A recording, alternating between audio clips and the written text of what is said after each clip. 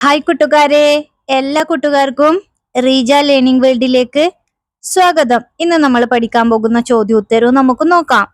ഞാൻ നിന്റെ കൂടെ വന്നോട്ടെ എങ്ങനെ ഹിന്ദി ചോദിക്കാം? ക്യാ മേ തുമാരേ സാത്ത് ആവൂ? ഞാൻ നിന്റെ കൂടെ വന്നോട്ടെ.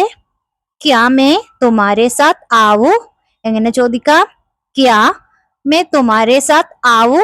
ഞാൻ നിന്റെ കൂടെ വന്നോട്ടെ. മനസ്സിലായോ? ക്യാ മേ തുമാരേ സാത്ത് ആവോ?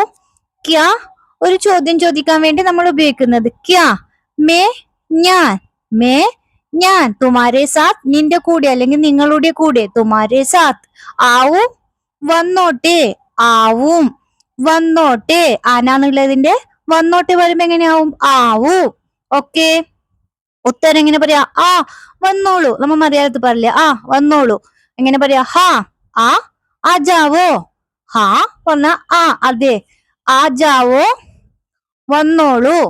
ഹാ എന്നുള്ളത് എന്താ അർത്ഥം ഹിന്ദിയില്? ആ അതെ, ഹാം ആ അതെ എന്നുള്ള അർത്ഥം.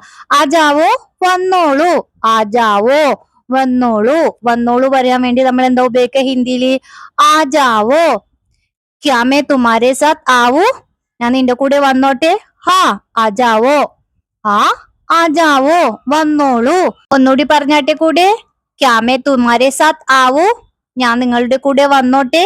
ഉത്തരം എങ്ങനെ പറയാ? ഹാ ആ ജാവോ, അതെ വന്നോളൂ.